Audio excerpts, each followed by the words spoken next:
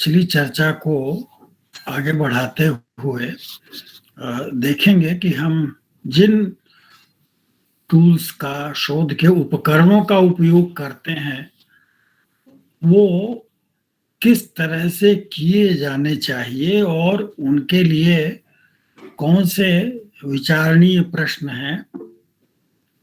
आपको स्मरण होगा कि हमने आपसे कहा था कि शोध का प्रमुख उद्देश्य सिद्धांत निर्माण होता है और शोध के द्वारा हमारा प्रयास यही होता है कि विभिन्न उपकरणों से जो प्रदत्त प्राप्त हो, जो डेटा प्राप्त हो, वो हमारे प्रश्नों का उत्तर दे सके।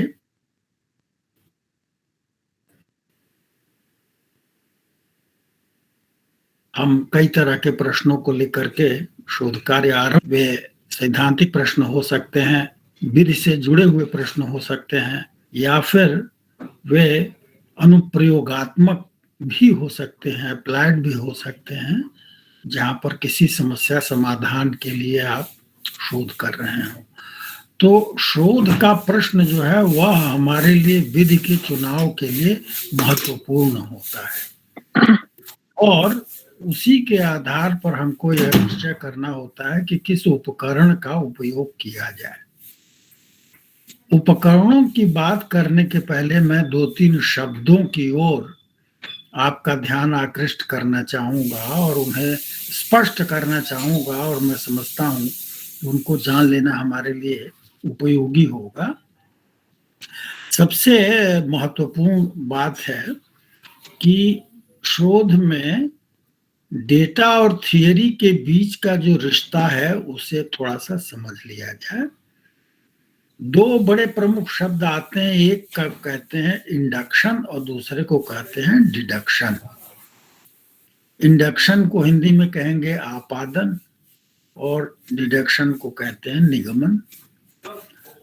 तो हम सिद्धांत से, ध्यान दीजिएगा, डिडक्ट करते हैं। एक सिद्धांत हमने पढ़ा, उसके आधार पर कुछ हाइपोथेसिस बनाई, तो ये जो प्रोसेस है इसको हम डिडक्शन कहते हैं। और जो हमने डेटा प्राप्त किया उसके आधार पर एक निष्कर्ष निकाला, वो इंडक्शन कहलाता है। और थियरी और डेटा के बीच में यह संबंध निरंतर चलता रहता है, डिडक्शन इंडक्शन। तो सिद्धांत से डेटा की ओर, डेटा से सिद्धांत की ओर, यह एक व्यापक प्रक्रिया है जो कि संचालित होती है। पूरी शोध की प्रक्रिया में यही होता है, आप करते यही हैं, चाहे यह आपके ध्यान में रहे या ना रहे। दूसरी एक महत्वपूर्ण बात है जो कि ध्यान में हम लाना चाहते हैं, वो है शोध की जो चर्चा होती है उसमें एक शब्द आता है जिसे कहते हैं पैराडाइम। पैराडाइम का अर्थ होता है आपकी विश्व दृष्टि क्या है, आपका पूरा विचार करने का सांचा क्या है। जैसे सांचे में रख करके और चीजों का निर्माण किया जाता है, उसी तरह से हमारे शोध का भी एक सांचा होता है, एक प्रारूप होता है, उसे पैराडाइम कहते हैं। पैराडाइम बड़ा केंद्रीय शब्द है। पैराडाइम का वस्तुतः उपयोग बड़े व्यापक अर्थ में हुआ है और विज्ञान में परिवर्तन किस प्रकार आते हैं इनकी व्याख्या करते हुए एक बड़े प्रसिद्ध विचारक और सिद्धांतविद हुए हैं थॉमस कुहन। उन्होंने इसका प्रयोग किया और यह कहा कि विज्ञान में पहले तो तरह तरह के विचार चलते रहते हैं और फिर उनमें कोई विचार अधिक सबल होता है, वो पैराडाइम बन जाता है। और फिर जब कोई नया विचार जिसको इस ढंग से पेश किया जाता है कि वह पुराने विचार को चुनौती देता है, तो रिवॉल्यूशन होती है। फिर नया पैराडाइम आता है।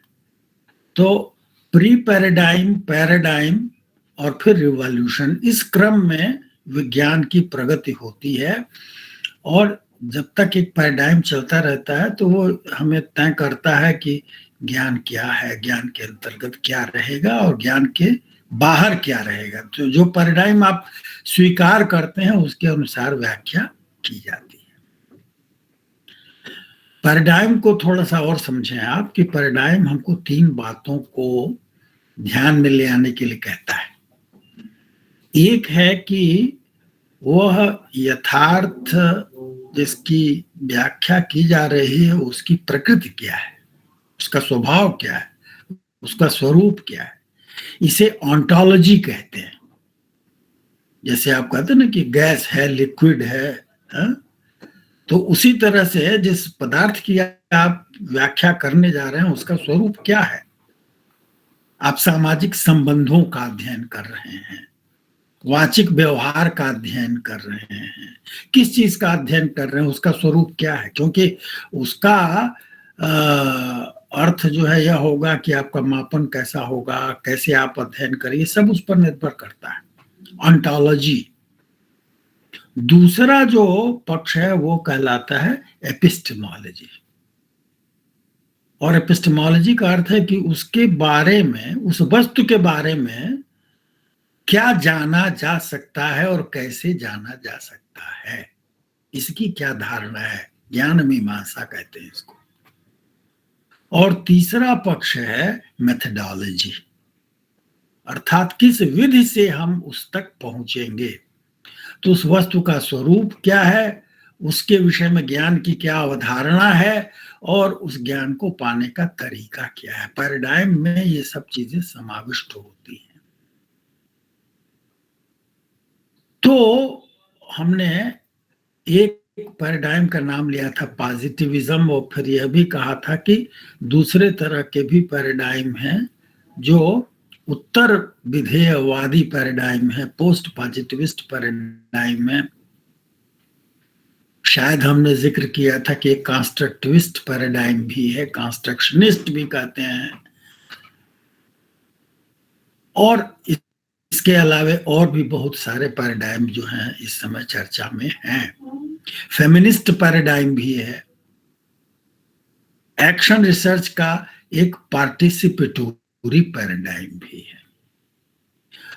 तो ये पैराडाइम मूल रूप से आपको प्रेरित करेगा कि आप किस तरह से शोध करें, किस तरह का डेटा कलेक्ट करें। अब इंटरप्रेटिव पैराडाइम आपका है। चलिए एक वर्गीकरण हम आपसे साझा करें। पॉजिटिविस्ट, इंटरप्रेटिव, क्रिटिकल और कंस्ट्रक्शनिस्ट, ये 4 तरह के पैराडाइम। पॉजिटिविस्ट वो है जिससे आप खूब परिचित हैं, जिनका उपयोग आप करते हैं। इंटरप्रेटिव वो है जो कि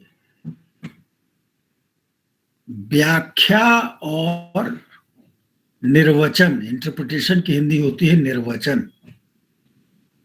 और जो उत्तर आधुनिक विचार है वो यही कहता है कि सत्य से अधिक सत्य का जो निर्वचन है उसका इंटरप्रिटेशन क्या है, यह महत्वपूर्ण है। और मनुष्य का यह ऐसा उसकी नियति बन गई है कि वह एक इंटरप्रिटेशन से दूसरे इंटरप्रिटेशन, दूसरे से तीसरे इंटरप्रिटेशन, इसी के कहते हैं हर्मेनेउटिक सर्कल, इसी के वृत्त में वह घूमता रहता है। अंतिम सत्य नहीं प्राप्त होता है, न मिल सकता है, क्योंकि जो आपको मिलता है वह उसकी व्याख्या ही होती है। बहुत गहराई में जाइएगा तो मुश्किल में पड़ जाइएगा, क्योंकि आप प्रश्न पूछते हैं, उस प्रश्न को समझता है आपका पात्र, सब्जेक्ट या रिस्पोंडेंट, वह समझ करके उत्तर देता है, और वो जो उत्तर देता है उसको आप समझते हैं। तो हर जगह यह इंटरप्रिटेशन बड़ा महत्वपूर्ण है। बहुत मोटी बात मैंने उदाहरण के तौर पर कही, इंटरप्रिटेशन अधिक व्यापक अर्थ रख, लेकिन मैं सिर्फ यह बताना चाहता था कि कैसे इंटरप्रिटेशन जो है वो हमारे समझदारी के प्रयास में लगा हुआ है। बिना उसे उसको विचार किए हम इससे मुक्ति नहीं पा सकते। तो ये इंटरप्रेटिव पैराडाइम जो है वो नरेटिव मेथड्स जो हैं उसके करीब आता है, और ये सारे डिस्कोर्स एनालिसिस ये सब उसी में आते हैं, फेनोमेनोलॉजिकल एनालिसिस उसी में आती है। तो एक तरह का पैराडाइम ये है, और इससे एक तरह की विधियों का उपयोग होता है। दूसरी जो पैराडाइम है जो फेमिनिस्ट है, उसमें एक दूसरे तरह की संवेदना के साथ आप अध्ययन करते हैं और दूसरे तरह के निष्कर्ष भी मिलते हैं। मैं सिर्फ आपको याद दिला दूं कि मोरालिटी के अध्ययन में बहुत दिनों तक कोहलबर्ग का नाम हम सुनते रहे, और फिर कैरोल गिलगल ने कहा कि नहीं, रिस्पॉन्सिबिलिटी और केयर जो कि फेमिनिस्ट दृष्टि से महत्वपूर्ण है उसका अध्ययन होना चाहिए। और उन्होंने पूरी मोरालिटी के अध्ययन का और उसके विकास का जो प्रक्रम है और स्टेजेस है उन सब में बड़ा बदलाव आया। फेमिनिस्ट दृष्टिकोण जो है वह इस बात को रेखांकित करता है कि सिद्धांत हो, अध्ययन हो, वो सब पुरुष केंद्रित हैं, इसलिए अधूरे हैं, अपर्याप्त हैं। फिर जो कंस्ट्रक्शनिस्ट पैराडाइम है, रचनावादी, वो ये कहता है कि भैया ऐसा है कि सब्जेक्टिविटी से मुक्त किसी सत्य को सोचना भी संभव नहीं है। ऑब्जेक्टिविटी जिसे आप बड़ा महत्वपूर्ण कहते हैं, वो ऑब्जेक्टिविटी भी क्या है? 10 लोग एक ही बात कह दें तो वो ऑब्जेक्टिव हो गया। तो वस्तुतः हम किसी निरपेक्ष सत्य की बात कर ही नहीं सकते। तो कंस्ट्रक्शनिज्म जो है वह रचना की, कंस्ट्रक्शन की बात करता है, सब्जेक्टिविटी की बात करता है, आपके दृष्टिकोण की बात करता है, अर्थात रिलेटिव ट्रुथ की बात करता है। इससे के सारे जो तरीके हैं वो एब्सोल्यूट ट्रुथ की बात नहीं करते हैं, उस ऑब्जेक्टिविटी की बात नहीं करते जो कि पॉजिटिविज्म में आती है। हमारा कहने का आशय ये है कि जो स्वीकृत पॉजिटिविस्ट पैराडाइम है उसके सामने कई वैकल्पिक पैराडाइम भी खड़े हैं, और जो हमारे मेथोडोलॉजी का और टूल का चुनाव करने का तरीका है वो इस पर निर्भर करेगा कि किस पैराडाइम को हम स्वीकार करते हैं। जिस पैराडाइम को स्वीकार करेंगे उसके अनुरूप आप अपना मेथड और टूल डेवलप करेंगे, और आप करते हैं, चाहे आप इस बात से अवगत हैं या नहीं हैं। इसलिए आवश्यक है कि आप इससे अवगत होइए। इसके पश्चात हम आपका ध्यान इस बात की ओर आकृष्ट करेंगे कि शोध की, जिसको कहते हैं ना कि नट बोल्ट, अब अगर शोध करने के लिए आगे बढ़ रहे हैं तो आपको सबसे पहले एक निश्चय करना होगा कि आपकी शोध की इकाई क्या है, उसकी यूनिट क्या है। व्यक्ति है, समुदाय है, कोई पदार्थ है, और तब आप ये निश्चय करेंगे कि आप किस तरह का उसका अध्ययन करें। मनोविज्ञान और जो लोग स्टैटिस्टिक्स से जुड़े होंगे उनको पता होगा कि किसी भी पदार्थ को जब हम अध्ययन में ले आते हैं तो उसका मापन करते हैं, और मापन करने के लिए हम कई तरह की मापनियों का उपयोग करते हैं। हम उसके विस्तार में न जाएंगे, आपको याद दिलाएंगे कि नॉमिनल भी है, ऑर्डिनल भी है, इंटरवल भी है, रेशियो भी है। और यह इस पर डिपेंड करेगा, निर्भर करेगा कि आपकी सामग्री किस तरह की है, किस तरह की सामग्री का आप उपयोग करेंगे। मैं इसका उल्लेख इसलिए कर रहा हूं कि किस टूल का, किस स्टैटिस्टिक्स का उपयोग करेंगे, विश्लेषण कैसे करेंगे, ये सारे के सारे एक दूसरे से जुड़े हुए हैं। अगर इंटरवल का मापन आप करते हैं तभी आप कुछ स्टैटिस्टिक्स लगा सकते हैं। केवल नॉमिनल अगर है तो आप काई स्क्वायर लगा सकते हैं, लेकिन टी टेस्ट नहीं लगा सकते हैं, एनोवा नहीं लगा सकते हैं। उसके लिए जरूरी है कि आप इंटरवल के लेवल का मेजरमेंट करें। तो नॉमिनल है कि ऑर्डिनल है कि इंटरवल है, किस तरह से आप अपने पदार्थ का, उस वस्तु का, उस विषय का जिसका कि आप अध्ययन करने जा रहे हैं, यह निश्चय आपको पहले से करना पड़ेगा।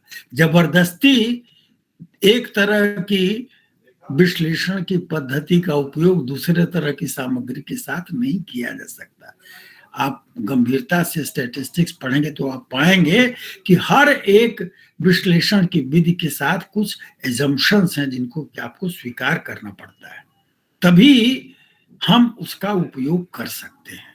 जैसे एनालिसिस ऑफ वेरिएंस के लिए हम मान के चलते हैं कि डेटा जो है वो नॉर्मली डिस्ट्रीब्यूटेड है।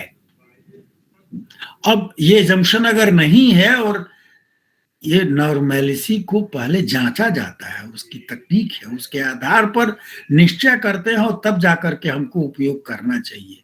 ये अलग बात है कि आंख मूंद कर कुछ भी आप करते रहते हैं। तो ये ऑन्टोलॉजी का सवाल है जो हमने शुरू में कहा। वह ऑन्टोलॉजी किस प्रकार की है, पदार्थ का स्वरूप किस प्रकार का है, उसका मापन कैसे हो रहा है, और फिर उसके बाद आप आगे बढ़ते हैं कि उसके लिए कौन सा टूल उपयोग में ले आए, किस तरह का डेटा प्राप्त करें और उसका विश्लेषण किस पद्धति से करें। कैटेगरिकल डेटा है तो क्या करेंगे, ऑर्डिनल है तो क्या करेंगे, इंटरवल है तो क्या करेंगे, रेशियो है तो क्या करेंगे, मापनी का स्वरूप क्या है, आपके पदार्थ को ग्रहण करने, कैप्चर करने के लिए किसका उपयोग आप कर रहे हैं, यह निश्चय करेगा कि किस तरह के टूल का उपकरण किया जाए। मैं सिर्फ यह ध्यान दिलाना चाहता हूं कि इन चीजों पर हम विचार नहीं करते हैं, लेकिन अंदर ही अंदर यह चीजें आपके चाहे न चाहे भी सक्रिय रहती हैं कि ऑन्टोलॉजी क्या है, एपिस्टेमोलॉजी क्या है, और मेथडोलॉजी क्या है, और मेजरमेंट क्या है, और एनालिसिस क्या है। ये सब अलग अलग प्रश्न नहीं है, ये परस्पर संबंधित हैं। इन पर आपको विचार करना चाहिए। एक शोधकर्ता के रूप में यह जानकारी आपके हाथ में होनी चाहिए, ये समझदारी आप में विकसित होनी चाहिए। अब मैं दो एक और शब्दों के बारे में बात करूंगा। प्रायः हम लोग जब बात करते हैं, और मैंने कल पिछले व्याख्यान में यह उल्लेख किया था कि एक मुख्य उद्देश्य है कार्य कारण संबंध को देखना। अब कार्य कारण संबंध को देखना, पहले क्या हुआ, एंटीसीडेंट क्या है और कॉन्सिक्वेंट क्या है, इसके लिए एक शब्दावली जो कि मनोविज्ञान में बहुत प्रचलित है वो है इंडिपेंडेंट और डिपेंडेंट वेरिएबल। जो कारण है उसको हम इंडिपेंडेंट कहते हैं, अनाश्रित कहते हैं, और जो डिपेंडेंट है उसको हम आश्रित कहते हैं। अपने शोध की समस्या को इस रूप में हम देखते हैं कि भैया किसका प्रभाव किसके ऊपर देख रहे हैं, कौन सा कारण है और कौन सा परिणाम है। अब दो और शब्द भी इधर प्रचलित हुए हैं, एक का नाम है मीडिएटिंग और एक का नाम है मॉडरेटिंग। इनसे आपका परिचय होना चाहिए। जैसे मान लीजिए कि बुद्धि आपका अनाश्रित या इंडिपेंडेंट वेरिएबल है, उसका असर आप देखना चाहते हैं, और उसका असर देखना चाहते हैं कि नौकरी कैसी मिलती है। बीच में एक मीडिएटिंग वेरिएबल है, उसका नाम है कि बुद्धि का आपके निष्पादन पर प्रभाव पड़ता है। तो जो निष्पादन है, बुद्धि एक हुआ, बुद्धि का प्रभाव पड़ा निष्पादन पर, इम्तिहान में नंबर कैसा मिला। निष्पादन जो है मीडिएटिंग वेरिएबल हुआ, और डिपेंडेंट वेरिएबल जो अंत में आप देख रहे हैं वो है नौकरी कैसी मिली। अच्छा, बुद्धि और निष्पादन के बीच में जो रिश्ता है उसको बाहर भी एक वेरिएबल है जो प्रभावित करता है।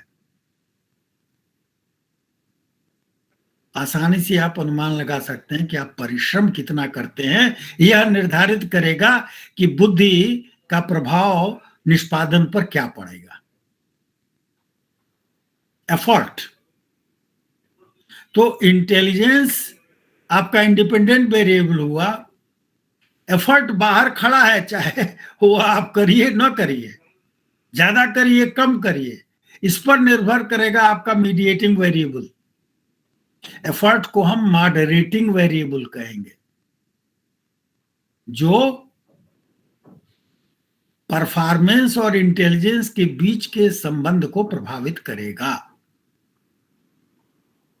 और अंतिम डिपेंडेंट वेरिएबल है कि प्लेसमेंट कहां हुआ, कौन सी नौकरी मिली, वह आपका डिपेंडेंट वेरिएबल हुआ। क्राइटेरियन कह लीजिए, इसको प्रेडिक्टर कह लीजिए। तो मैं सिर्फ यह परिचय कराना चाहता हूं कि आप जब अपने शोध को सोचेंगे तो उसमें यह सोचिए कि कौन सा इंडिपेंडेंट वेरिएबल है, कौन सा डिपेंडेंट वेरिएबल है, कौन मॉडरेटिंग वेरिएबल है और कौन मीडिएटिंग वेरिएबल है। हमने एक उदाहरण आपके सामने रखा कि बुद्धि है और अंतिम है कि नौकरी कौन सी मिली, बीच में परिश्रम आप क्या करते हैं वह मॉडरेटिंग है, और मीडिएटिंग है कि आपको परीक्षा में अंक कैसे प्राप्त हुए। अंक कैसे प्राप्त हुए, एफर्ट आपने कम डाला है या अधिक डाला, इसके ऊपर निर्भर करेगा। ये मॉडरेट करेगा। जो रिश्ता है परीक्षा में अंक पाने और आपकी बुद्धि के बीच में, वह इस पर निर्भर करता है कि आप परिश्रम कितना कर रहे हैं। अधिक बुद्धि हो कम परिश्रम हो, कम बुद्धि हो अधिक परिश्रम हो सकता है कि परफॉर्मेंस बराबर हो। तो मॉडरेट कर रहा है, वो उसके स्वरूप को प्रभावित कर रहा है कि रिश्ता कैसा होगा। बहरहाल मैं इन चारों शब्दों का परिचय आपसे कराना चाहता था कि किसी भी शोध को समझने के लिए जब आप चुनते हैं अपनी समस्या, तो उसको इस रूप में देखने का प्रयास करिए कि किसके आधार पर किसकी व्याख्या कर रहे हैं और उन दोनों के आपस के संबंधों को कौन से मीडिएटिंग और मॉडरेटिंग परिवर्त्य प्रभावित कर रहे हैं। इस रूप में यदि आप अपने शोध को देखें, आजकल जितने भी शोध हो रहे हैं उसमें मीडिएटिंग और मॉडरेटिंग का प्रभाव जो है अवश्य देखा जाता है। वो इतना सीधा इंडिपेंडेंट और डिपेंडेंट वेरिएबल का संबंध देखना न तो वास्तविकता की व्याख्या कर पाता है और न संभवतः पूरे तथ्य को प्रकट कर पाता है। अब हम जब शोध अपना आरंभ करते हैं तो हमको इस बात पर विचार करना पड़ता है कि हम अपने परिवर्तियों को कहाँ से खोजें, क्या मॉडरेटिंग वेरिएबल होगा, क्या मीडिएटिंग वेरिएबल होगा, क्या इंडिपेंडेंट वेरिएबल होगा, क्या डिपेंडेंट वेरिएबल होगा। शोध की जो संकल्पना आप बनाते हैं, उसका जो कॉन्सेप्चुअलाइजेशन आप डेवलप करते हैं, उसके लिए एक बड़ी आवश्यक बात है। और वो बात ये है कि हमारा जो शोध कार्य है वो कैसा हो और वह हमारे ज्ञान की वर्तमान स्थिति में कहां पर उपस्थित हो रहा है। ज्ञान की स्थिति का हमारा तात्पर्य यह है कि हम जिस विषय पर अध्ययन कर रहे हैं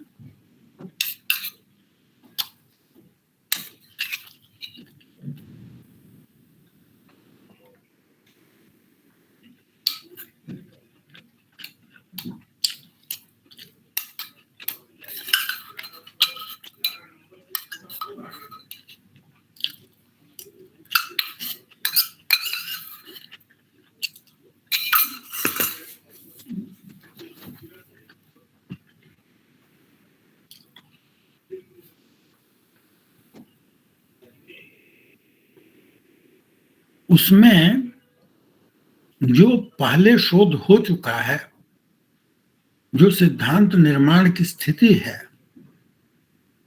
उसमें हम कहां प्रवेश कर रहे हैं, ये कैसे पता चलेगा? अगर आप रिव्यू नहीं करते हैं तो आपको पता नहीं चलेगा कि क्या ज्ञान प्राप्त है और क्या ज्ञान में कमी है। मैं इस बात पर जोर देना चाहता हूं कि ज्यादातर लोग अपने शोध कार्य का रिव्यू कभी भी कर लेते हैं, कुछ इकट्ठा करके एक चैप्टर बना देते हैं, रिव्यू ऑफ रिसर्च। नहीं, ये बहुत ही गलत है। रिव्यू तो शोध करने के पहले आपको करना चाहिए, तभी आपको पहले के कार्य की जानकारी मिलेगी, उसकी सीमाएं आपको मालूम होंगी और कहां पर कमी है, कहां आपको नया करना है, इसका संकेत आपको प्राप्त होगा। इसकी जरूरत है। सबसे पहले इसकी जरूरत तो इसलिए पड़ती है कि आप दोहराव से बच सकें। जो जानकारी पहले से मौजूद है उसमें अगर आपका शोध कोई वृद्धि नहीं करता है, उस ज्ञान को अगर चुनौती नहीं देता है, कोई वैकल्पिक प्रश्न नहीं खड़ा करता है, तो आपका शोध जो है वो व्यर्थ है।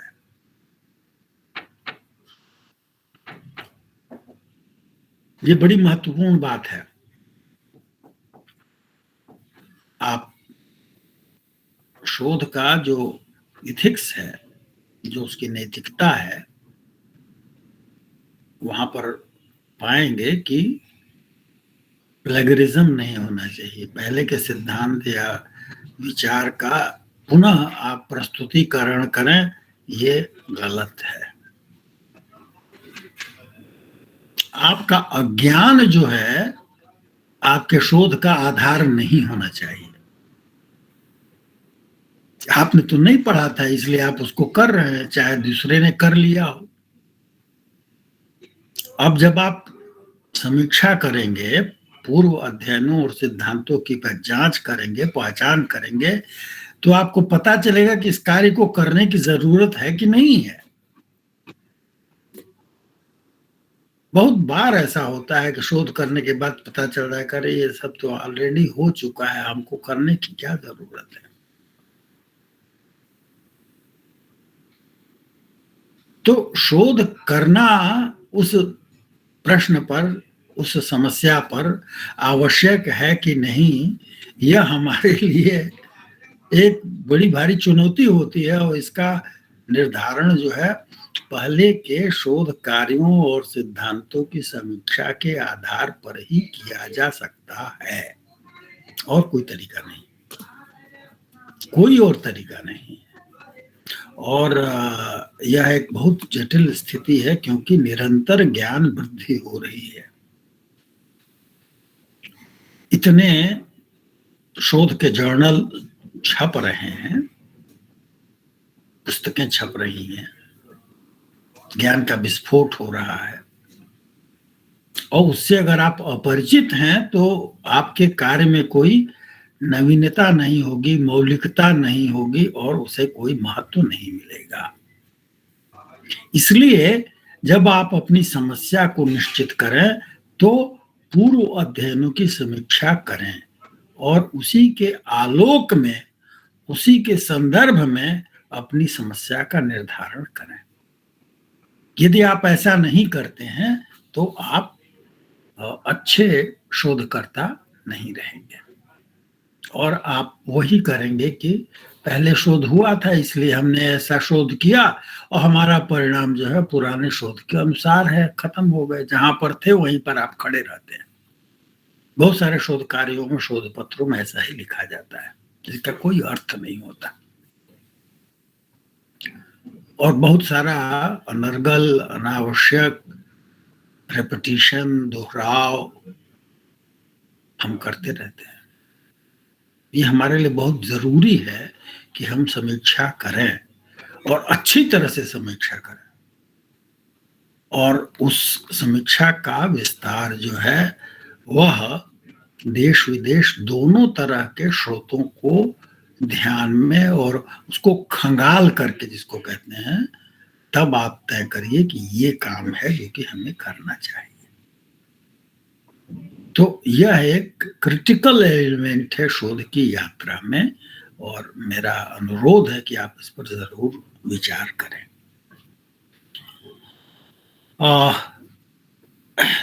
कुछ चीजों से बचने की भी जरूरत होती है। एक तो ये है कि कई बार शोध में कुछ फैड होते हैं, फैशन होते हैं कि चीजों पर लोग कर रहे हैं तो आप भी उसी पर कर रहे हैं। आपने सुना कि चारों ओर आजकल धूम है इमोशनल इंटेलिजेंस पर, तो आपने उसको भी ले लिया और किसी तरह से कुछ उसमें आप कर रहे हैं। इस तरह के प्रवृत्ति से हमें बचना चाहिए, कोई ये लाभकारी नहीं होती है। दूसरी जो महत्वपूर्ण बात है वो ये है कि यह आपको निश्चय करना चाहिए कि आपकी समस्या रिसर्चेबल है कि नहीं है, उस पर शोध करना संभव है कि नहीं है। कई बार काफी समय बर्बाद करने के बाद पता चलता है कि इस पर तो शोध किए ही नहीं जा सकता है, अनावश्यक है, या हम उसके लिए विधि नहीं रखते हैं, हम तैयार नहीं हैं, हम नहीं कर सकते हैं। फिर जबरदस्ती आप कुछ करते हैं और वो ठीक नहीं होता है। और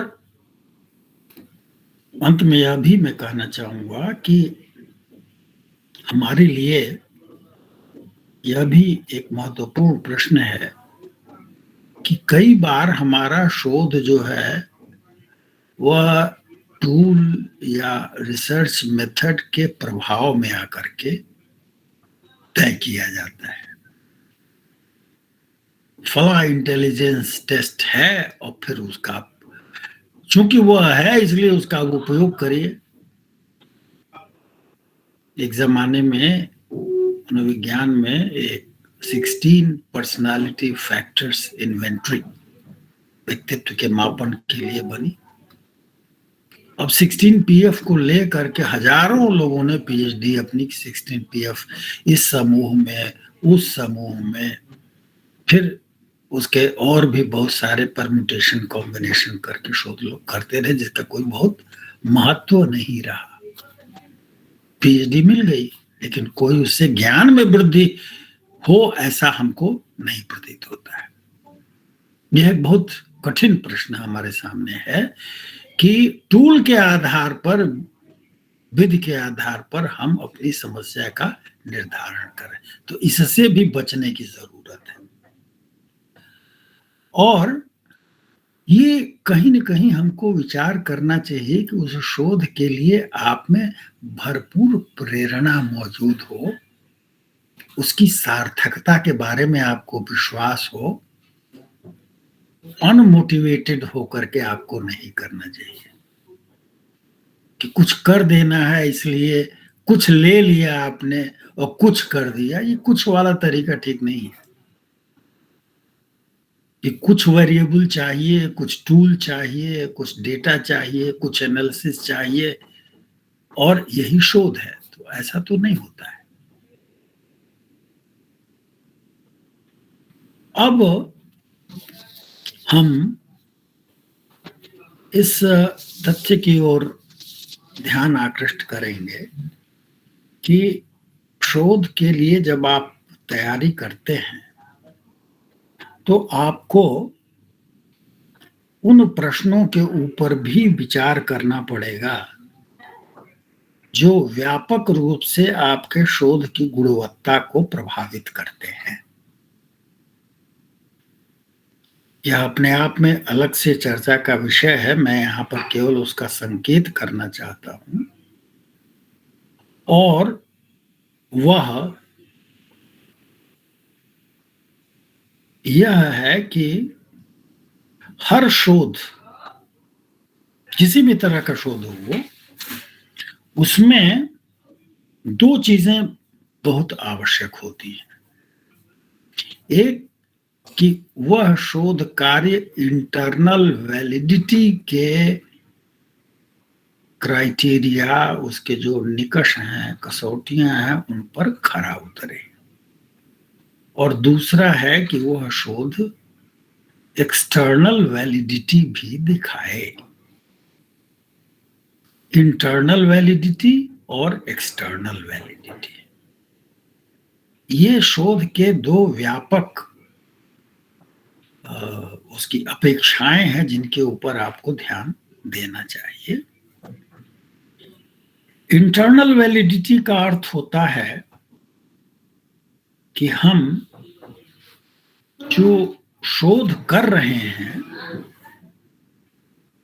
और जिन चीजों के प्रभाव को देखना चाहते हैं, वस्तुतः वे चीजें प्रभाव डाल रही हैं कि नहीं डाल रही, ये निश्चय करना। शोध की भाषा में कहा गया है थ्रेट्स टू इंटरनल वैलिडिटी और थ्रेट्स टू एक्सटर्नल वैलिडिटी। अब इंटरनल वैलिडिटी जो आंतरिक वैधता कहलाती है, वो कई कारणों से प्रभावित हो सकती है। फॉर एग्जाम्पल, कि आप कोई शोध कर रहे हैं और सामान्य दशा रहती तो वह एक तरह की स्थिति थी, और कोरोना काल जो है वह दूसरे प्रकार का था। इतिहास जो है वो एक बड़ा भारी फैक्टर हो जाता है। क्या घटनाएं हुई उनका प्रभाव पड़ता है। इसी तरह से मैच्योरेशन भी है कि जो पार्टिसिपेंट हैं जिनके साथ आप शोध कर रहे हैं, वे परिपक्व हो रहे हैं, उनमें बदलाव आ रहा है, उसका भी प्रभाव पड़ता है।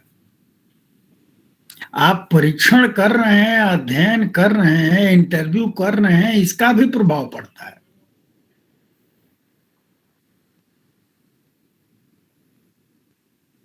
इसी तरह से ये भी एक बाधा आती है। कई बार शोध में कुछ जो आपके प्रतिभागी होते हैं वो छोड़ के चले जाते हैं, मॉर्टेलिटी कहते हैं।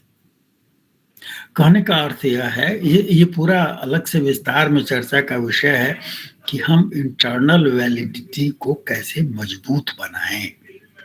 शोध कार्य की प्रामाणिकता इसी पर निर्भर करती है कि उसकी आंतरिक वैधता कितनी है। और इसी तरह से अगर आपका शोध केवल प्रयोगशाला में या सीमित परिस्थिति में ही लागू होता है तो बहुत महत्वपूर्ण नहीं होता। उसकी जनरलाइजेबिलिटी, उसका सामान्यीकरण अन्य दशाओं में भी किया जाना चाहिए। यदि अन्य दशाओं में हम उसका सामान्यीकरण नहीं कर पाते हैं तो कोई वह परिणाम, उस परिणाम को हम ऐसा नहीं कहेंगे कि वो अधिक रोबस्ट है और प्रामाणिक है और उसके बारे में गंभीरता से कोई बात कही जाए। तो जनरलाइजेबिलिटी उसकी होनी चाहिए, उसका सामान्यीकरण। तो प्रयोगशाला में भी जो अध्ययन हो उसका स्वरूप जो है, वास्तविकता जो कि जीवन की है, उसके कितना अनुरूप है, इसके ऊपर निर्भर करेगा कि आपके परिणाम किस प्रकार के हैं।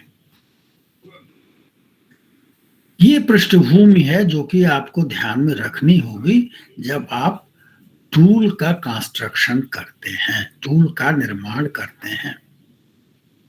हमने पिछले व्याख्यान में भी यह बात कही थी कि विधि जो है वह लक्ष्य नहीं है, वह उपकरण है। सिद्धांत आपका लक्ष्य है, ज्ञान आपका लक्ष्य है। वह पाने के लिए आप किस तरह का टूल बनाएंगे और उसका उपयोग करेंगे, यह इस पर निर्भर करता है कि आपके लक्ष्य जो है वह किस प्रकार के हैं। तो लक्ष्य के द्वारा आपको डायरेक्ट होना पड़ेगा कि किस टूल का उपयोग आप करते हैं। यह पृष्ठभूमि बताने के बाद हम आपका ध्यान जो भिन्न भिन्न टूल जिनकी चर्चा आपके पाठ्यक्रम में की गई है उसके विषय में करेंगे कि अच्छा टूल कैसा होगा? अब शब्द जो है वो टूल है, लेकिन सभी उसमें टूल नहीं है। टूल का एक सीमित अर्थ होता है, कोई एक उपकरण। तो व्यापक अर्थ में तो ये सारी विधियां जो है वो टूल हैं, लेकिन सीमित अर्थ में टूल जो है क्वेश्चनर टूल है, या टेस्ट टूल है, इंटरव्यू शेड्यूल टूल है। लेकिन एक्सपेरिमेंटेशन एक स्तर पर तो है, जबकि मेथडोलॉजी का आप उल्लेख कर रहे हैं तो वहां पर वो टूल मान लीजिए कि है शोध के लिए, लेकिन वह टूल नहीं है, वह विधि है। विधि और टूल में अंतर हमें करना चाहिए।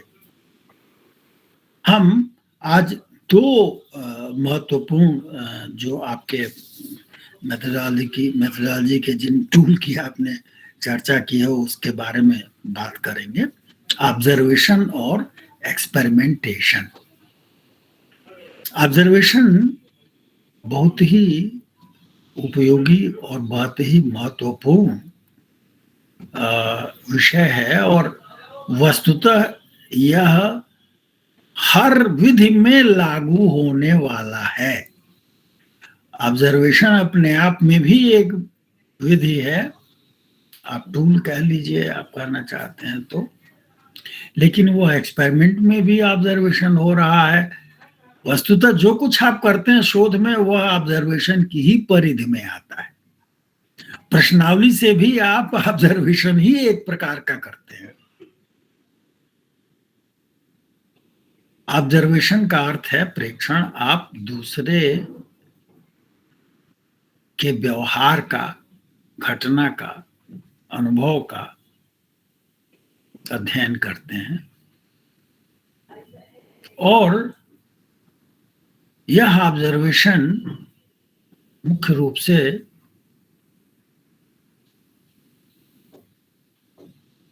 वास्तविक परिस्थिति में, जिसे नेचुरलिस्टिक ऑब्जर्वेशन कहते हैं, और दूसरा है जिसे कि हम प्रयोग की परिस्थिति में या लेबोरेटरी में जो ऑब्जर्वेशन किया जाता है। ये दो मुख्य भेद हम करते हैं। और नेचुरल सेटिंग में, फील्ड सेटिंग में, प्रयोगशाला से बाहर की परिस्थिति में जो हम प्रेक्षण करते हैं, तो वहां पर एक और पक्ष महत्वपूर्ण आता है।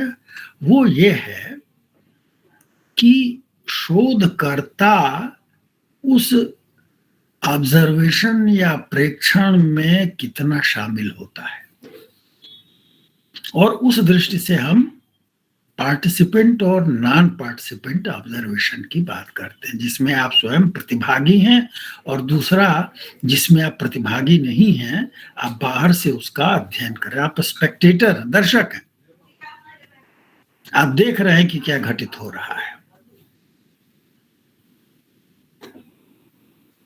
उस घटना से आपका कोई संबंध नहीं है, आप उससे स्वतंत्र रूप में घटना को समझने की, पकड़ने की, ग्रहण करने की कोशिश करते हैं। और जो पार्टिसिपेंट ऑब्जर्वेशन है उसमें आप भी उस घटना के घटित होने में शामिल हो जाते हैं।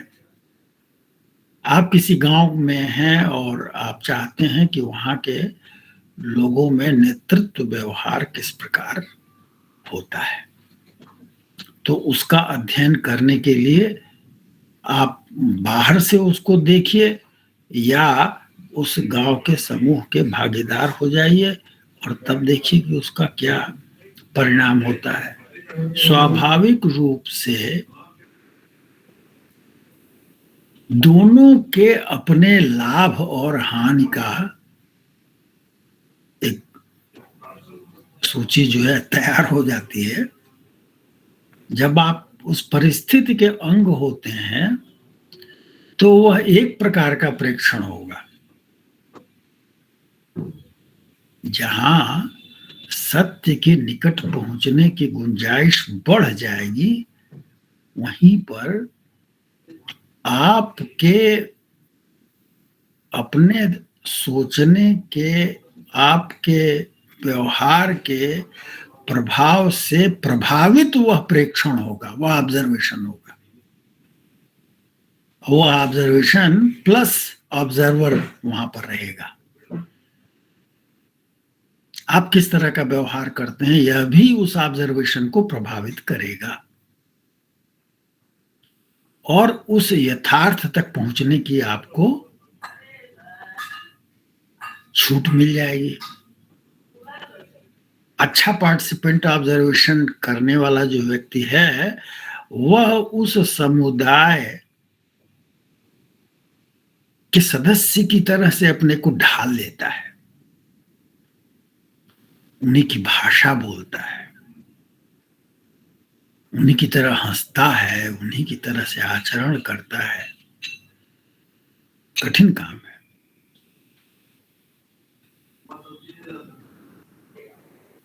एक एंथ्रोपोलॉजिस्ट थी मार्गरेट ट्रेविक। उन्होंने दक्षिण भारत में आकर के देखा कि परिवार में बच्चों का पालन पोषण कैसा होता है, तो उन्होंने तमिल सीखी,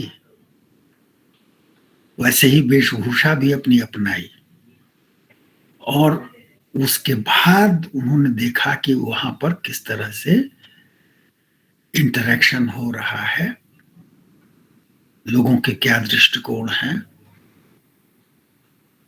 और अद्भुत अध्ययन है उनका। मजेदार ये रहा कि वह उस तमिल परिवार के कुछ सदस्यों को बाद में वो अमेरिका भी ले गई, वहां भी देखा कि किस तरह उनकी व्यवहार और विशेषताएं किस प्रकार की हैं। बहुत ही सुंदर। लव इन तमिल वे, मेरा Tamil love in Tamil family, ये शायद उस पुस्तक का नाम। बहुत ही सुंदर, मार्गरेट ट्रेविक। तो आप किस तरह से उस परिवार में, उस समुदाय में शामिल होते हैं, अनुभव करते हैं और उस अनुभव को ग्रहण करते हैं, पार्टिसिपेंट ऑब्जर्वेशन। और दूसरा है कि नहीं, आप एक दूरी बनाए रखते हैं। अपने आप में ऑब्जर्वेशन जो है वह टेक्नोलॉजी मीडिएटेड भी हो सकता है और अनमीडिएटेड भी हो सकता है।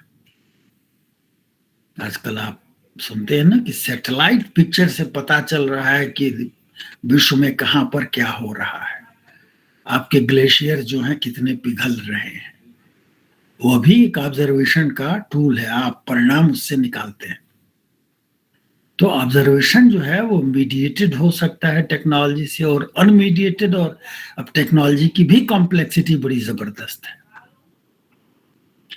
आप एक कमरे में अब कैमरा लगा देते हैं, सीसीटीवी, और जो कुछ घटित हो रहा है वह सब उसमें आ जाता है। तो ऑब्जर्वेशन आपका अनऑब्ट्रूसिव भी हो सकता है, अर्थात बिना किसी दखल के भी आप ऑब्जर्व कर सकते हैं।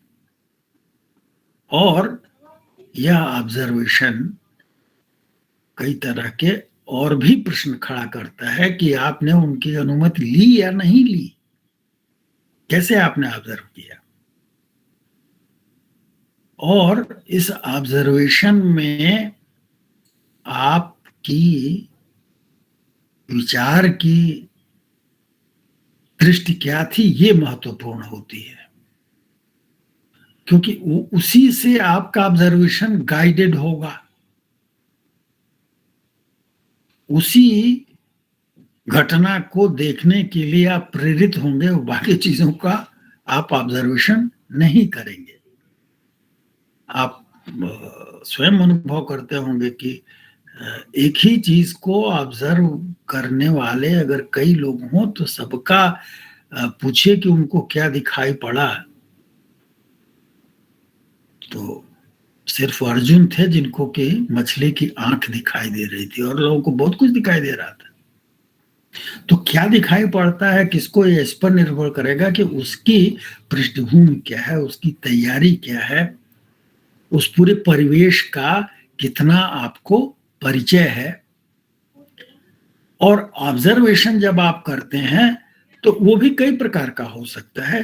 जैसे मान लीजिए कि आप ये देखना चाहें कि परिवार में माता बच्चे को अपना समय किस तरह से प्रदान करती है, उस समय का वर्गीकरण कैसे होता है, तो आप ये देखेंगे, आप सुबह से शाम तक बैठे रहिए और देखिए कि कब कौन सा व्यवहार घटित हो रहा है और कितना समय उसमें लग रहा है।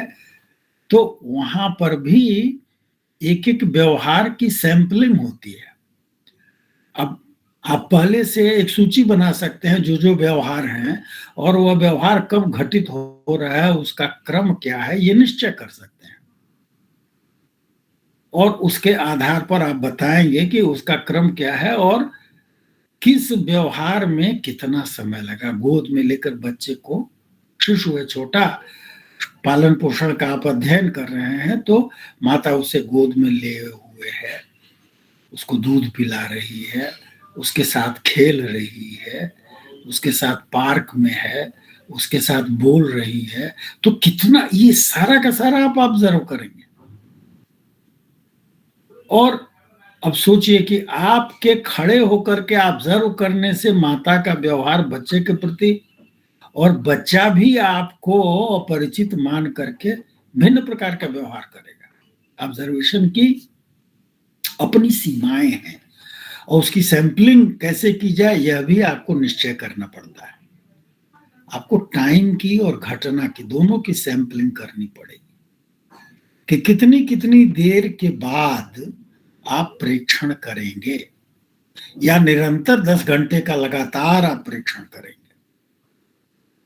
या हर आधे घंटे के बाद आप देखेंगे कि क्या घटना घटित हो रही है।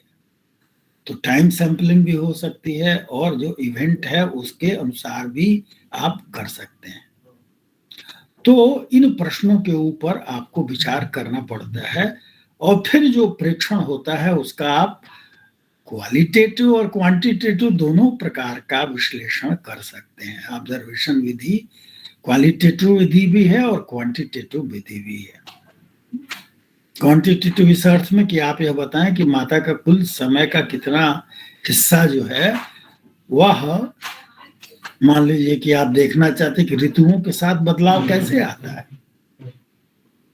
किसान का जीवन क्रम अगर आप देख रहे हैं तो जाड़ा गर्मी बरसात में कैसे बदलाव आता है, आप कहीं भी इसका उपयोग कर सकते हैं। कार्यस्थल में व्यवहार किस प्रकार का है, लोग कितना हिंसात्मक व्यवहार करते हैं या कितना सहयोग करते हैं, लोग बातचीत कैसे करते हैं। आप प्रेक्षण को बड़ा सशक्त विधि के रूप में उपयोग में ला सकते हैं तमाम सारे प्रश्नों का उत्तर देने के लिए।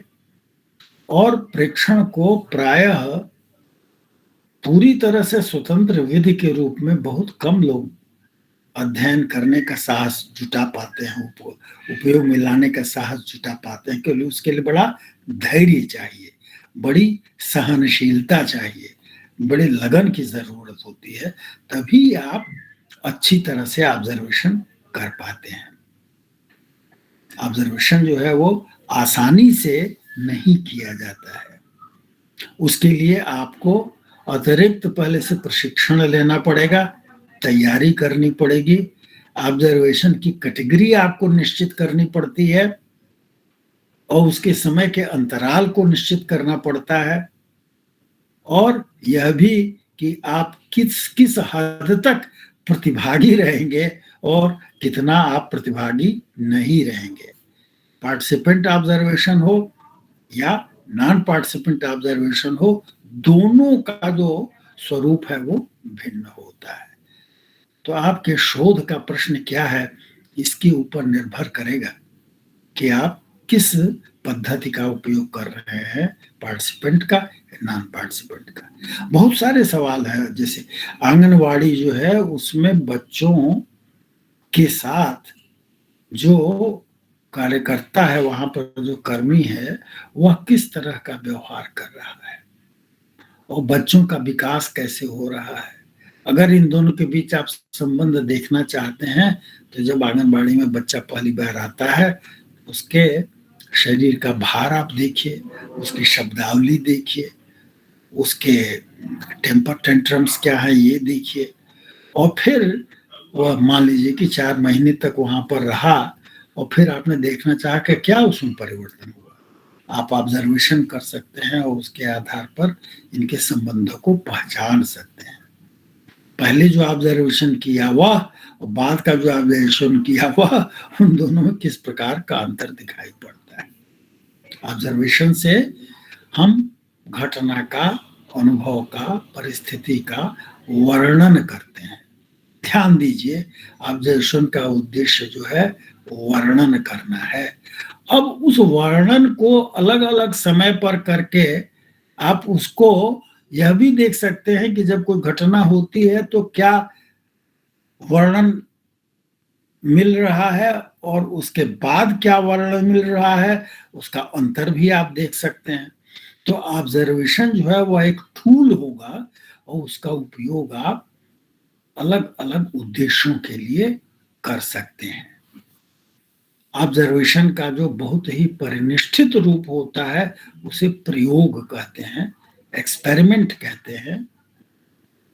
हमने संक्षेप में पिछले व्याख्यान में एक्सपेरिमेंट की जो विशेषता आपको बताई थी वो यह थी कि प्रयोग करते हुए हम मैनिपुलेट करते हैं, अर्थात जो हमारा इंडिपेंडेंट वेरिएबल है, जो कारण है जिसका प्रभाव हम जानना चाहते हैं, उस वेरिएबल को प्रस्तुत करते हैं और यह देखने का प्रयास करते हैं कि उस इंडिपेंडेंट वेरिएबल को प्रस्तुत करने के फलस्वरूप किसी डिपेंडेंट वेरिएबल में, किसी व्यवहार में किस तरह का परिवर्तन घटित हो रहा है।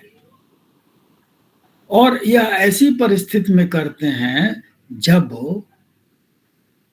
प्रयोगकर्ता के रूप में हमारे पास ये सुविधा रहती है कि अपने इंडिपेंडेंट वेरिएबल के अतिरिक्त जो अन्य प्रासंगिक रेलेवेंट वेरिएबल हैं उनके ऊपर नियंत्रण हम कर पाए।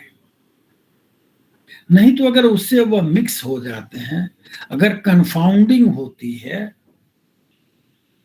वह उसके साथ इस तरह घुल मिल जाते हैं कि उस किस वेरिएबल का प्रभाव ये तय करना कठिन है, तो वह शोध व्यर्थ हो जाता है। प्रयोग के लिए आवश्यक शर्त है कि आप अधिक से अधिक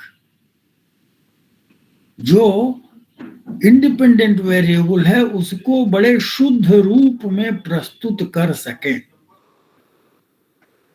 और उसकी मात्रा, उसकी प्रस्तुति, उसकी अवधि के बारे में आपको पूरी तरह से निश्चय करना चाहिए। ये कार्य जो है प्रायः 2 तरह के समूहों को लेकर के किया जाता है, और एक समूह को हम प्रायोगिक समूह कहते हैं और दूसरे को नियंत्रित समूह कहते हैं, एक्सपेरिमेंटल और कंट्रोल ग्रुप कहा जाता है। ये मूल अवधारणा शोध में प्रयोग की होती है। और जो प्रायोगिक समूह होता है उसमें हम जो इंडिपेंडेंट वेरिएबल है उसको प्रस्तुत करते हैं और उसकी उपस्थिति में हम डिपेंडेंट वेरिएबल को मापते हैं। और जो नियंत्रित समूह होता है वहां पर हम इंडिपेंडेंट वेरिएबल का उपयोग नहीं करते हैं, वो अनुपस्थित रहता है और डिपेंडेंट वेरिएबल का मापन करते हैं और देखते हैं कि दोनों परिस्थितियों में अंतर कितना है। यदि वह अंतर पर्याप्त है तो हम निष्कर्ष निकालते हैं कि यह इंडिपेंडेंट वेरिएबल का प्रभाव है। अब याद करिए, हम ऑब्जर्वेशन की बात पहले के यहां भी ऑब्जर्व कर रहे हैं, ऑब्जर्वेशन यहां भी है। ऑब्जर्वेशन तो जैसे उसने जो बोला, जो कहा, जो व्यवहार किया, उसका उल्लेख करना जो है वह ऑब्जर्व करना हुआ। आप उसे देख रहे हैं, नोट कर रहे हैं, यह ऑब्जर्वेशन हुआ। और जो अंक प्राप्त हुआ, जो उत्तर प्राप्त हुआ, वो जो डेटा मिला वो आपका ऑब्जर्वेशन हुआ। तो ऑब्जर्वेशन जो इस तरह का परिणाम एक है वह, और ऑब्जर्वेशन एक विधि, इन दोनों के बीच में हमें अंतर करना चाहिए। प्रयोग में एक और महत्वपूर्ण बात जो खास तौर से ध्यान में आती है वो ये है कि मुख्यतः प्रयोग कई तरह की परिस्थितियों में किया जाता है, और दो विचार उसमें महत्वपूर्ण आते हैं। एक यह है कि एक ही व्यक्ति का अलग अलग परिस्थितियों में अध्ययन किया जाए, या अलग अलग परिस्थितियों में अलग अलग व्यक्तियों को लिया जाए। मैं आपका ध्यान आकृष्ट करना चाहता हूं विदिन और बिटवीन। विदिन वह हुआ जब एक ही व्यक्ति को अलग अलग परिस्थितियों में आपने रख करके देखा। प्रयोग में मान लीजिए कि 3 तरह के पुरस्कार का आप अध्ययन करना चाहते हैं। एक वर्बल है, वाचिक शाबाशी आप दे रहे हैं। दूसरे में आप कुछ रुपया पैसा दे रहे हैं, और तीसरे में रुपया पैसा भी नहीं है, शाबाशी भी नहीं है, एक तरह का कार्य है। जैसे बच्चों को अगर आप ले रहे हैं तो खेलने का कितना समय उनको मिल रहा है, खेलने का कितना अवसर मिल रहा है, तो यह भी एक पुरस्कार हो सकता है। अब इन 3 तरह की परिस्थितियों का आप अध्ययन अगर आप करें तो यह कर सकते हैं कि बच्चों के 3 समूह लीजिए, एक को एक रुपए पैसे वाला पुरस्कार दीजिए, एक को शाबाशी वाला दीजिए, और तीसरे को कार्य वाला दीजिए, और फिर देखिए कि इन तीनों स्थितियों में वह कैसा व्यवहार करते हैं। एक यह भी हो सकता है कि एक ही बच्चे को लीजिए और उसको इन तीनों परिस्थितियों में ABC इसमें आप डालिए, और देखिए कि कैसा परिवर्तन हो रहा है। गौर करिए, जब एक ही समूह को लेंगे जिसे कि हम विदिन कहते हैं, और उसी समूह को भिन्न भिन्न 3 परिस्थितियों में रखते हैं, तो एक समस्या खड़ी होती है कि एक परिस्थिति का दूसरे पर, दूसरे का तीसरे पर प्रभाव पड़ेगा। तो यह परिस्थिति का प्रभाव है या क्रम का प्रभाव है, ये तय करना बड़ा मुश्किल हो जाएगा। ऑर्डर इफेक्ट उसमें होगा। और अलग अलग 3 समूह लेते हैं तो इस ऑर्डर की कोई समस्या नहीं है। अब एक और समस्या खड़ी हो जाएगी कि ये तीनों समूह जो हैं वो बराबर हैं कि नहीं। अगर एक ज्यादा तत्पर मोटिवेटेड हो, एक कम मोटिवेटेड हो, एक ज्यादा और मोटिवेटेड हो, तो फर्क पड़ जाएगा। तो ये नियंत्रित करना जरूरी होगा, संतुलित करना जरूरी होगा कि हम किस पद्धति का अच्छी तरह से उपयोग कर सकते हैं, उसका प्रभाव नहीं पड़ेगा। प्रयोग के बहुत सारे स्वरूप होते हैं, और प्रयोग की शर्त है कि वहां पर आपका इंडिपेंडेंट वेरिएबल मैनिपुलेट किया जाए। अगर वह आप मैनिपुलेट नहीं करते हैं तो वस्तुतः वह ट्रू एक्सपेरिमेंट नहीं है। कई अध्ययनों में हम जो पद्धति उपयोग में ले आते हैं वो क्वासी एक्सपेरिमेंट की होती है, जो आंशिक प्रयोग होते हैं, आधे प्रयोग होते हैं और आधे वो वस्तुतः प्रयोग नहीं होते हैं। तो विदिन और between, true experiment, quasi experiment, ये भी होते हैं।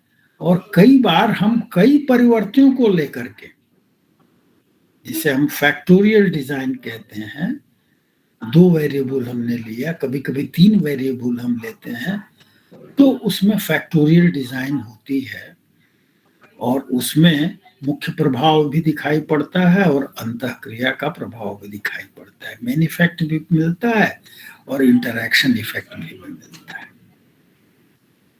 इंटरैक्शन इफेक्ट मिलता है तो मेन इफेक्ट का महत्व घट जाता है। इंटरैक्शन इफेक्ट का अर्थ हुआ कि एक का प्रभाव दूसरे के प्रभाव के ऊपर निर्भर करता है, उसे हम ध्यान में ले आते हैं। मैं अपनी बात यहीं पर रोकूंगा क्योंकि समय मैं देख रहा हूं समाप्त हो रहा है, और मैं चाहूंगा कि कुछ समय आप लोग कुछ प्रश्न पूछें, अपनी जिज्ञासाएं रखें, और शेष और जो पक्ष हैं उन पर अगले व्याख्यान में हम चर्चा करेंगे। धन्यवाद।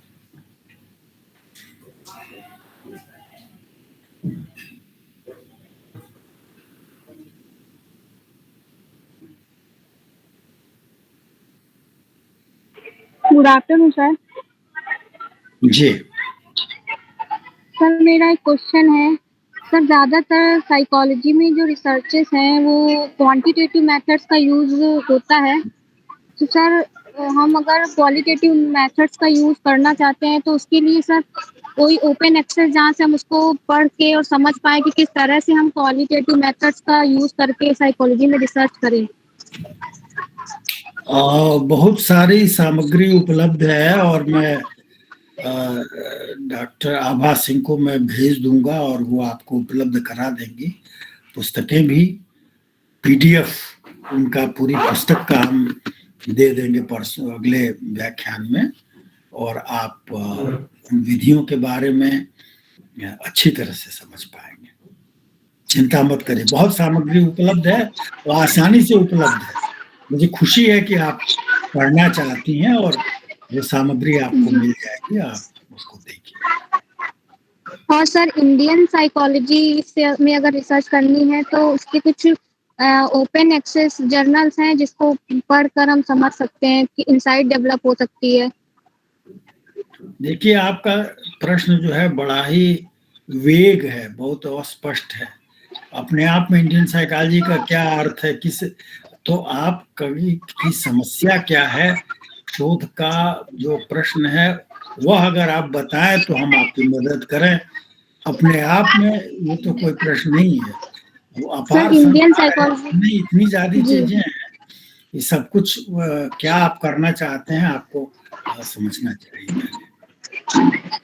जी सर, थोड़ा उसको समझना चाहते हैं, अभी थोड़ा इंसाइट डेवलप नहीं है, तो कुछ अवेलेबल सोर्सेज जानना चाह रहे थे जो फ्री हैं, जर्नल्स जो इंडियन साइकोलॉजी पे जिस पे रिसर्च हुई है, जिसमें इंडियन साइकोलॉजी से ही रिलेटेड।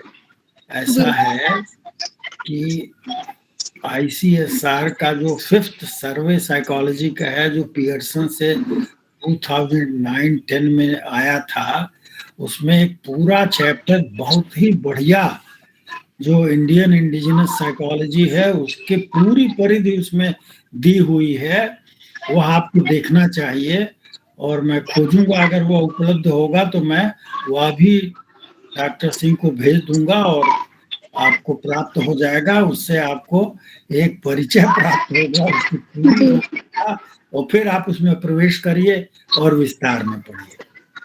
और thank you so much sir.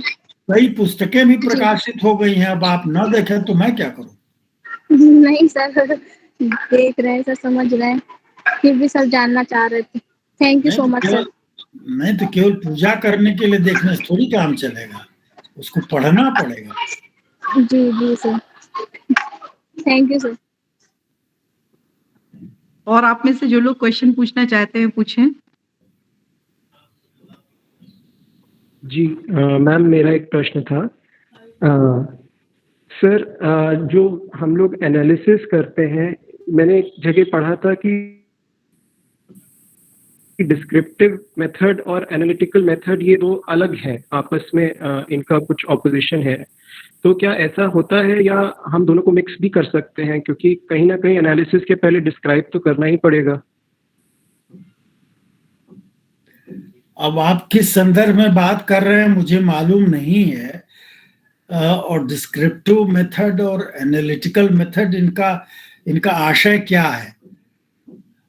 जैसे डिस्क्रिप्शन जैसा कि आप खुद ही कह रहे हैं कि वह तो प्रथम चरण है कि आप किसी घटना को, अनुभव को ग्रैस्प करते हैं, कैप्चर करते हैं, उसको डॉक्यूमेंट करते हैं, उसको प्रस्तुत करते हैं, और उसके बाद वो उसमें ऑब्जर्वेशन है आपका, और उसको ले करके एनालिसिस उसकी इस अर्थ में करते हैं कि जैसे मैंने कहा, कार्य कारण देखना चाहते हैं आप, या क्या देखना चाहते हैं, उसके अनुसार उसका विश्लेषण किया जाएगा।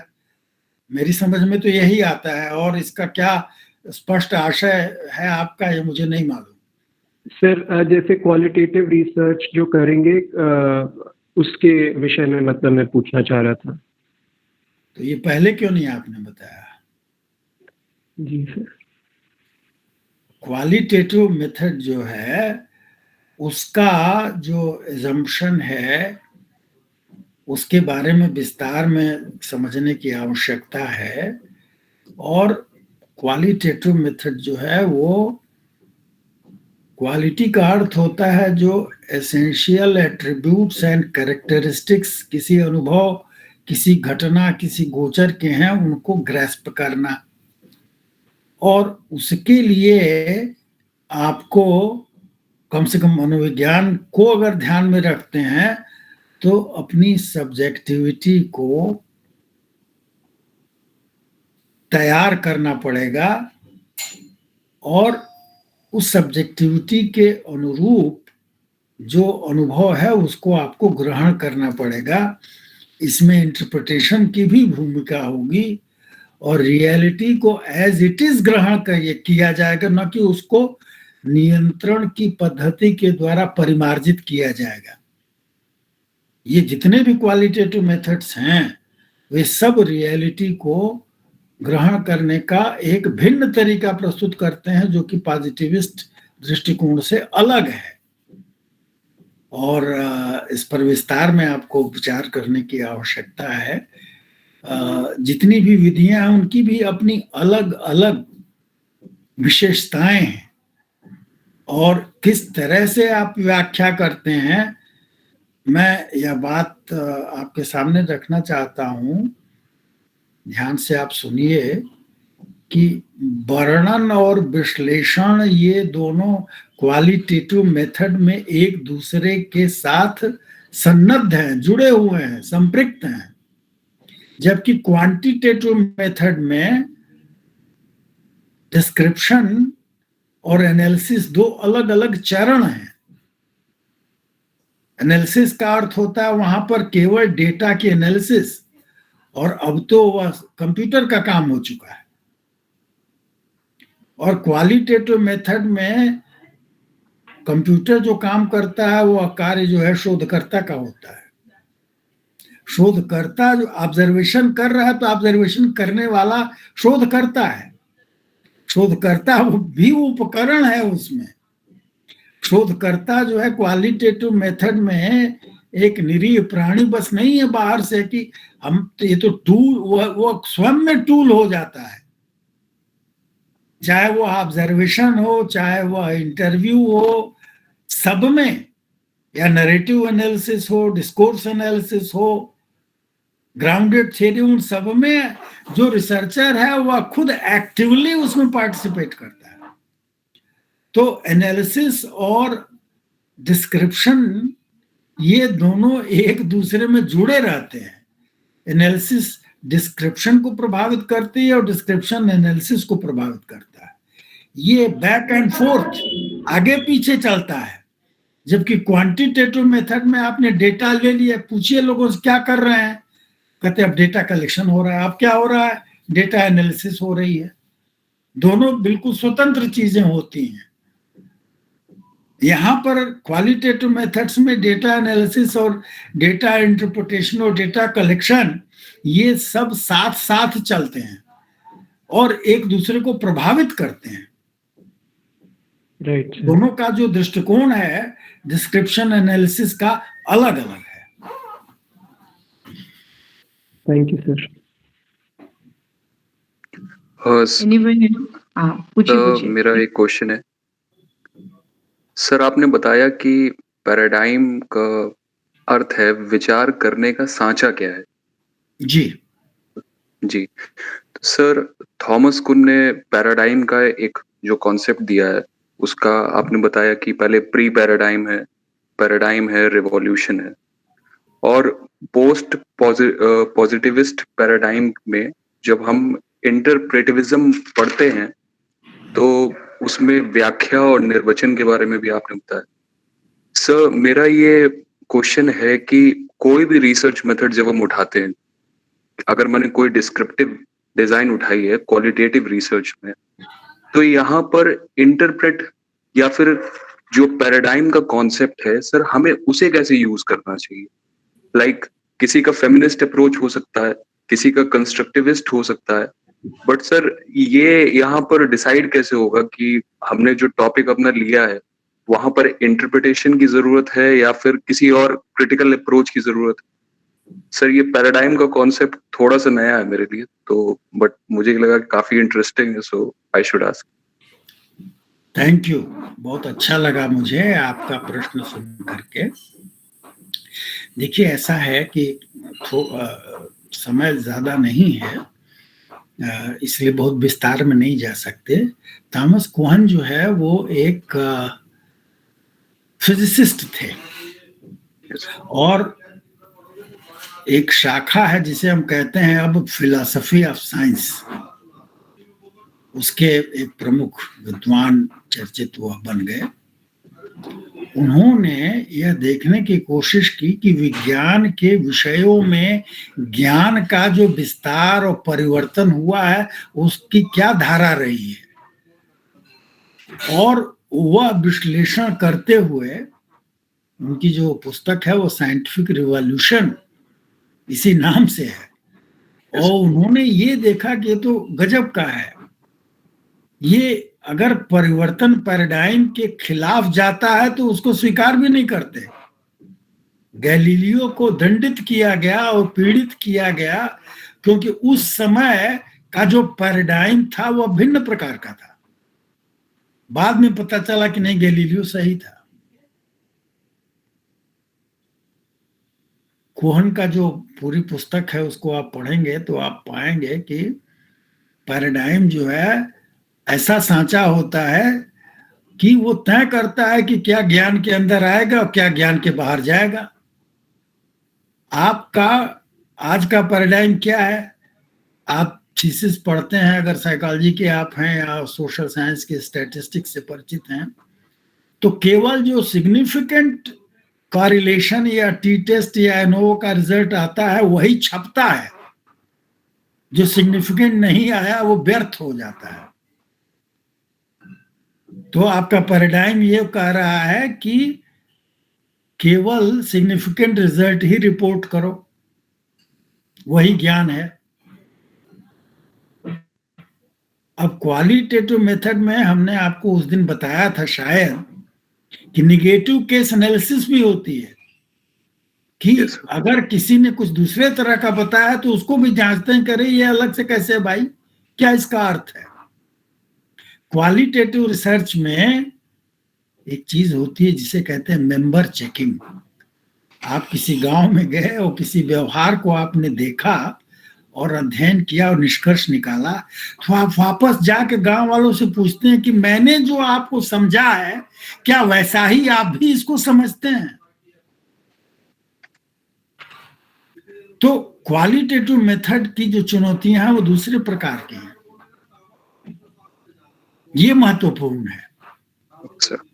तो पैराडाइम का जो विचार है वह एक सैद्धांतिक स्तर पर शोध के आयोजन को समझने का प्रयास है, कि पैराडाइम जो है वह आपको बता दे कि ये चीज है, ऐसे करने का तरीका है, ये प्रयोग करेंगे तो उसमें इंडिपेंडेंट, डिपेंडेंट, मॉडरेटर ये सब होगा, आप ये चीजें पालन करिए। इसी तरह से क्वालिटेटिव का अपना अलग पैराडाइम है, उसका आपको पालन करना पड़ेगा। वो चीजें उसमें मौजूद हैं कि नहीं है। तो पैराडाइम का जो व्यापक अर्थ है वह अच्छी तरह से समझने की आवश्यकता है। पैराडाइम पर बड़े मजेदार काम हुए हैं। पैराडाइम वार चलता है, दोनों एक दूसरे के खिलाफ हैं कि ये पैराडाइम साइकोलॉजी का अगर परिचय आपको है तो आप पूरा का पूरा फ्रायड का जो दृष्टिकोण है वो एक तरह का पैराडाइम है। आपके चेतन अचेतन अवचेतन इन सबके आधार पर जो व्याख्या कर रहे हैं वो एक तरह की है। पैराडाइम को किस रूप में ग्रहण करते हैं, उसके कितने प्रकार हैं, ये सब विस्तृत चर्चा की अपेक्षा करते हैं, वो अभी संभव नहीं। Okay, thank you sir. Sir और भी आप लोग पूछना चाहते हैं या हम लोग नेक्स्ट सेशन में भी पूछेंगे? अभी एक क्लास हम लोग की और भी है।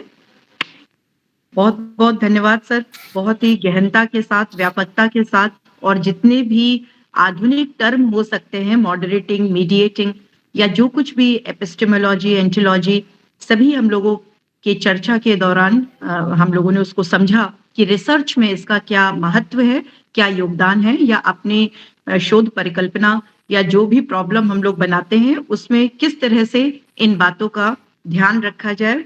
तो थैंक यू सर, बहुत बहुत धन्यवाद। हम लोग फिर से अगले सेशन में फिर चर्चा करेंगे, इस चर्चा को आगे बढ़ाएंगे। Thank you sir. नमस्ते सर। नमस्ते मैम। नमस्ते नमस्ते नमस्ते सर। नमस्ते मैम।